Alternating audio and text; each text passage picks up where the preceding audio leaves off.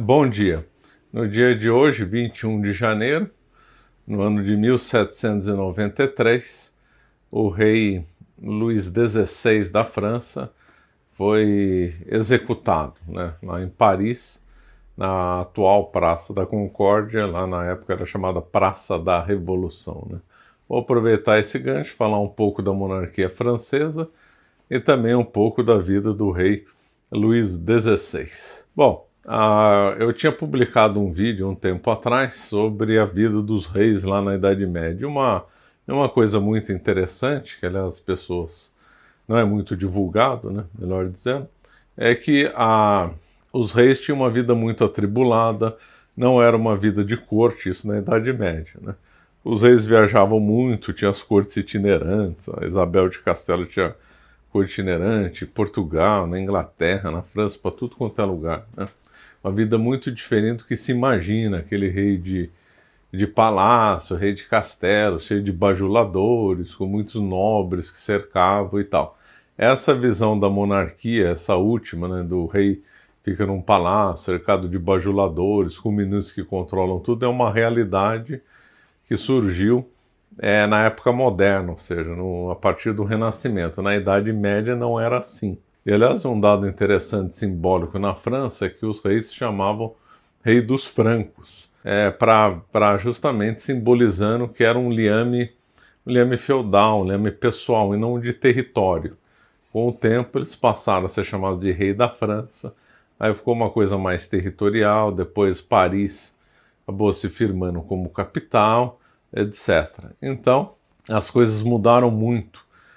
A monarquia do Renascimento, que surgiu a partir do Renascimento, a monarquia do absolutismo, é uma versão corrompida da monarquia, quase uma caricatura da verdadeira monarquia, que era feudal, também chamada por alguns de orgânica, né? Então, a monarquia feudal era uma coisa, a monarquia absolutista era outra. Quando a gente fala de monarquia absolutista, vem à mente Luís XIV, né? Triste figura. Então, Luís XIV é justamente aquela ideia do rei cercado de bajuladores, com uma corte enorme, cheio de nobres, etc. e tal, que morava em Versalhes, que caçava, etc. e tal, né? Isso daí ajudou, né, fazer com que a monarquia ruísse, né? 1789 pode ser explicado por fatores externos à monarquia, mas também fatores internos, ou seja, o que eu quero dizer com isso? Que a monarquia da França também sofreu um processo de autodemolição. Ela foi implodindo ao longo do tempo. Por quê? Porque ela saiu daquele dinamismo feudal, de lutas, de reis que realmente trabalhavam, estava preocupada com as tradições, os costumes, preocupado com o povo, pensando, por exemplo, em o rei São Luís, e passou a ser uma monarquia burocrática, uma monarquia que não estava nem aí pro povo. Teve um determinado momento, se não me engano, tempo do Luís XV, que a caridade na França, dar esmola para os pobres, chegou a ser mal vista, quer dizer, uma coisa absurda, assim, né? E os nobres que tinham, faziam um contrapeso aos reis, mas também serviam de apoio para a monarquia, acabaram se tornando peças de decorativas só. Então Luís XIV era cercado de nobres, de bajuladores, que realmente não exerciam funções relevantes na França. Isso aí já tinha começado antes, por exemplo, no tempo do Luís XIII, mediante o Richelieu, né? Triste Richelieu, figura horrorosa, era o Richelieu. Então o Richelieu, então, fortaleceu o poder do rei em desfavor dos nobres, duques, condes, barões, etc. E fez uma aliança com a burguesia, aquela famosa aliança que a gente vê nos livros de poder do rei, concentração do rei, fortalecimento da burguesia, bem a cara do tempo do Richelieu, né, que estava por trás do reinado do Luís XIII, né, que era o tempo lá dos mosqueteiros também, o tempo da Guerra dos 30 Anos, que o poder saiu da Península da Espanha e foi para a França, né. Tudo isso daí, Richelieu, Luís XIV, Luís XV, Luís XVI, eles ajudaram a minar a verdadeira monarquia francesa, a minar as tradições, minar os costumes, diminuir o poder dos nobres, que foi uma coisa horrorosa. Para tudo, quando você olha o profissionalismo do exército, já tinha começado antes, mas a coisa se reforçou. Por quê? Por que significa o negócio do exército? É uma coisa interessante que antes, na Idade Média, o exercício do poder militar era via nobres, né? E aí, com o tempo, se passou a ter um exército profissional. Então a nobreza ficou com função meramente decorativa, simbólica, questões relacionadas à honra, e o exército tornou uma atividade profissional ligada a quem manda, no caso o rei. Isso daí gerou, né, muitos problemas, porque os reis poderiam usar o exército para coibir a ação dos nobres, né? Então tudo que nós vemos no Renascimento é um fortalecimento indevido em relação ao rei, ataque às tradições, ataque aos costumes. O direito começou a sofrer uma grande mudança na época do Renascimento. Então o direito medieval era fortemente consuetudinário, ou seja, com base nas tradições e nos costumes. Esses direitos, né, entraram em decadência, não terminaram a Revolução Francesa, que vai ser o grande símbolo disso. Começou a entrar em decadência, corporações de ofício começaram a entrar em decadência, as leis passaram a ser escritas, os reis começaram a mandar mais, embora ainda havia um contrapeso ainda. Por exemplo, mesmo Luís XIV, ele não podia fazer o que queria, porque ainda tinha o contrapeso do direito consuetudinário, ainda que enfraquecido, né? Se a gente pegar todos esses reis, Luís XIII, Luís XIV, Luís XV, Luís XVI, eles são corresponsáveis do grande desastre de 1789. Eles ajudaram na demolição da monarquia, né? Com Luís XV, então, o Luís XV não gostava muito dos rituais, que o comportamento dele era mais parecido com o rico da França do que propriamente o rei, né?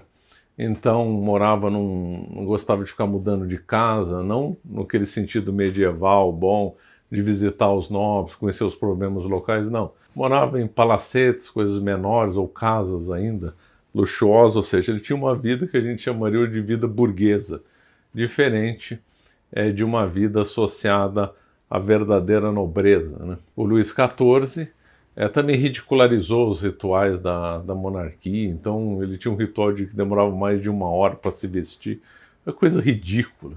O Luís XIV transformou a corte numa caricatura do que era. E o Luís XVI, ele era uma figura apática, ele era indeciso, ele não gostava de sangue, ele dizia que não ia condenar ninguém à morte e tal. Ele queria agradar todo mundo, ele tinha uma visão romântica de querer agradar todos os franceses, etc. Então era um rei muito fraco, um rei despreparado para enfrentar os tempos em que ele viveu, né? Ele também contribuiu, né, com toda essa perda de prestígio da monarquia, de solapou os fundamentos. O igualitarismo avançou muito na época, no Luís XV também, do Luís XVI, então foi muito maior o avanço das ideias igualitárias que vinham dos iluministas, de Rousseau e de outros, que criticavam a autoridade da igreja, que criticavam a nobreza. E durante o Luís XVI, normalmente quando se estuda o Luís XVI só se fala da Revolução Francesa, mas durante o reinado dele teve um evento muito importante que, não estou dizendo que foi a principal causa, mas ajudou ali a Revolução Francesa, que foi justamente a atuação da França no futuro Estados Unidos, né, na luta das 13 colônias contra a Inglaterra. Então, como todo mundo sabe, as 13 colônias lutaram contra a Inglaterra, declararam a independência em 1776, e a França e a Espanha ajudaram as 13 colônias contra a Inglaterra, como uma vingança, né, uma desforra contra a Guerra dos 7 Anos, que terminou em 1763, que é uma guerra que a Inglaterra tinha vencido, né? E o que isso tem a ver com a Revolução Francesa? Tem a ver que se instalou uma república lá nas 13 colônias, hoje os Estados Unidos. E essa república tinha ideais iluministas. Quando chegou a vitória, o que significava essa república, os hábitos dessa república lá na França, teve um uma grande repercussão, né? Então muitos iluministas, mesmo chegou em ambientes de corte, pessoas ligadas a Luís XVI comentando, olha que maravilha que é os Estados Unidos, é uma república, lá tudo é mais democrático, lá tudo é mais igualitário. Essas ideias, então, iluministas tiveram um grande reforço quando as 13 colônias ficaram independentes. Lembrando que o Benjamin Franklin foi embaixador na França, teve contato com o Voltaire, frequentaram a mesma loja secreta. Então essas ideias, né, encontraram muito eco na nobreza francesa, uma vergonha. A própria Maria Antonieta usava de tempos em tempos roupas de mulher do campo, quer dizer, uma coisa ridícula, uma visão romântica das coisas, né? Querendo ser igual, querendo dar um ar romântico para a vida campestre, etc. O casal lá era bem romântico, aí poderiam me criticar. Ah, mas o romantismo como tal surgiu depois, mas as ideias eram as mesmas, era um romantismo avant la lettre. Bom, então, essas ideias igualitárias não encontraram freio na nobreza. A nobreza acabou adotando muito dessas ideias que vieram de Rousseau, de Montesquieu e tal. A população queria mudanças ali na véspera da Revolução, mas não queria que a monarquia caísse. A população gostava da monarquia, queria uma correção de rumo, né? Queria mudanças acidentais, não uma mudança essencial, ou seja, de regime. Como é que se prova isso? Se prova pelos cahiers de doléances, que é os cadernos de reclamação, cadernos de queixa. Ou seja, era uma coisa que havia já no final da Idade Média, que quando o rei convocasse lá os estados gerais, a população então formulava suas queixas, escrevia, olha, eu queria que fizesse isso, queria que fizesse aquilo. Então, nesses cadernos não se vê ninguém criticando, abaixa a monarquia, quer outro regime, morte a Luís XVI, não se via isso. Se via correções de rumo, olha, não quero pagar imposto, olha, está faltando pão no lugar, olha, quero uma ponte que seja construída. Não havia crítica nesse sentido. A mobilização revolucionária foi feita por nobres traidores, por exemplo, Philippe Égalité, burgueses, que muitos burgueses, não todos, mas muitos burgueses, gente ligada ao alto comércio das navegações, ligada a Bordeaux, Marsella e outros locais, que queriam então uma grande mudança para conseguir comandar e mandar na França. Também tinham esses pessoal com ideias mesmo, ideológicos, mesmo, quero uma mudança de regime do ponto de vista ideológico, não porque eu vou ganhar mais dinheiro. Muitos pensadores iluministas eram dessa linha. Outros queriam poder pelo poder, ganância, mandar, tipo, por exemplo, Robespierre, depois Napoleão. Outros eram românticos, sonhadores, né, advogados, ligados à atividade burocrática da França, que sonhavam com um regime ideal, né? Essa coisa de regime ideal é uma coisa que sempre vem na sociedade. Em Roma antiga também sonhava com utopia, não com essa palavra, né? Utopia surgiu com São Tomás Moros o nome, mas estou dando só para facilitar a exposição. Então essa ideia de sociedade perfeita já tinha visões na Grécia, visões em Roma. Na Idade Média também se sonhava com o milenarismo, por exemplo, ligado ao Joaquim de Fiore. No Renascimento também se desenvolveu teses utópicas na mente de sociedades perfeitas. E o Iluminismo propunha, então, uma sociedade mais ideal, uma sociedade perfeita e tal. Então, muitos desses que apoiaram a Revolução, eram sonhadores que queriam uma sociedade perfeita, parecido como o comunismo também. E todo movimento que quer uma sociedade perfeita, que promete o céu, entrega o inferno, né? Assim disse, ou com outras palavras, o Karl Popper, né? Então, o Luís XVI, então, ele era uma figura, então, apática, indecisa, que deixava os outros resolver os problemas de Estado. Aí ele convocou a Assembleia dos Notáveis para corrigir os graves problemas financeiros da França, não deu certo. Convocou os Estados Gerais. Os Estados Gerais foi um golpe de Estado que aconteceu nos Estados Gerais, claro que não é um verdadeiro golpe de Estado. O Luís XVI perdeu totalmente o controle da situação. Ele era um leitor desses autores ruins só no finalzinho. Aí ele morreu bem, botou a pensar direito, mas aí já era tarde demais, né? Aí, em 1792 é aprovada a Primeira República Francesa, e aí o Luís XVI começa a incomodar bastante, né? Muito sustentável que a República não ia triunfar com o rei vivo, né? Então o rei foi acusado de traição, foi acusado disso, sendo revolucionário, disso e daquilo. Também uma causa apontada pelo professor Orlando Fedeli é que ele se recusava a querer matar os padres refratários, ou seja, aqueles que não juraram a Constituição Civil do clero, né? Então houve vários fatores que levaram a Assembleia a querer a morte do Luís XVI. E a morte dele foi aprovada, uma vergonha, inclusive com o voto do primo dele, Felipe Galité, traidor. E aí então ele é condenado à morte, né, com guilhotina, na Praça da Revolução, hoje Praça da Concórdia. Nessa mesma praça foram guilhotinados quem? O Danton foi guilhotinado lá, o Laplace foi guilhotinado lá. Aliás, é curioso o caso do Laplace, né? Por quê? Porque o Laplace era um dos maiores cientistas da Europa, né? E ora, o iluminismo não lutava pela ciência, pelo progresso e tal, e aí pega o maior cientista francês e mata, né? Estranho, né? E depois, né, o Laplace, ele frequentava lá os clubes de ciência da França. Olha, esses clubes de ciência foram fechados por serem tidos como muito elitistas, né?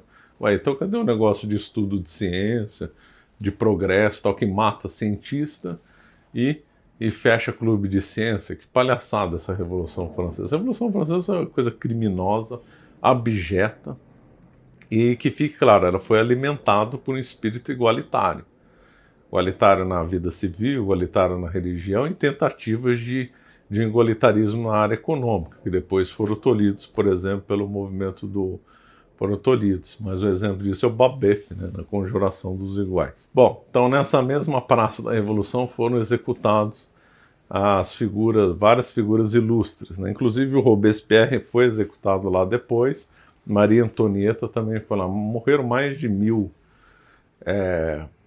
pessoas lá na Praça da Revolução, uma carnificina. Antes, se não me engano, chamava Praça Luís XV, porque tinha uma estátua do Luís XV. Essa estátua foi derrubada, né? E aí os fanáticos revolucionários mudaram o nome de Praça da Revolução, hoje é Praça da Concórdia. E ali, então, num dia triste, né, de 21 de janeiro de 1793, o rei foi guilhotinado e foi morto, né? Uma coisa brutal, cruel, né? Num processo completamente infame. E não teve melhor sorte o filho, né, o Delfim, o príncipe herdeiro, que era o Luís Carlos, né? Então o Luís Carlos estava preso, imagina a criança lá presa, foi torturado psicologicamente, teve tortura física e psicológica, uma brutalidade, e a criança morreu no cárcere, né, em 1795. Os monarquistas da época e de hoje, né, reconhecem ele como sendo Luís XVII, só que ele nunca foi coroado rei, né? Então Luís XVI, então, era uma pessoa, então, ressalta, uma pessoa assim que não estava preparada para o momento histórico. Dizem que quando ele acordou já estava tarde demais, e aí foi morto brutalmente naquela revolução que se dizia da fraternidade, da igualdade, da liberdade, né? Uma revolução sanguinária que mudou o mundo, né? O Ercole Consalve disse que aqueles tempos lá eram similares ao dilúvio, né? Bom, e tendo em vista a importância da Revolução Francesa, nós estamos com uma promoção do livro Os Intelectuais da Revolução Francesa, que mostra a verdade, a maior, teve várias causas da Revolução Francesa, mas a principal dela foi a questão das ideias, né? Então, pessoas como Rousseau, Montesquieu, Voltaire, Diderot, D'Alembert, esses aqui, e outros, né? Teve uma espécie de... houve um conjunto de pessoas, vamos chamar assim de segundo escalão, que o próprio Mornet fala no livro, que esses ajudaram a disseminar as ideias. Esses grandes teóricos fizeram um trabalho mais abstrato, mais bruto, mais para os grandes intelectuais, mas teve um monte de figuras que ajudaram a capilarizar essas ideias, né? Uma espécie de segundo escalão, e capilarizou essas ideias nos jornais, em revistas, em encontros, em clubes, em cafés. Cafés na França circulavam muitas ideias, e aí disseminaram essas ideias por toda a França, chegaram nos militares, chegaram nos nobres, chegaram na burguesia, mas o povo simples era bem refratário a essas visões, né? Então, o fundamental para entender a Revolução Francesa são os intelectuais que prepararam 1789. Então, nós estamos com uma promoção até o dia 23. Também está rolando a nossa campanha dos livros do Hilaire Belloc. Nós fizemos um combo da fé e apostasia, porque o Hilaire Belloc é um grande pensador. Ele entendeu bem a razão de ser da Europa, que a Europa é fé, fé é Europa. Então ele entendeu bem a grandeza da Europa e bem as razões da decadência dela, né? Então vale muito a pena adquirir os livros do Belloc, e para quem ainda não adquiriu ainda, os livros intelectuais da Revolução Francesa. Então vamos ficando por aqui. Obrigado.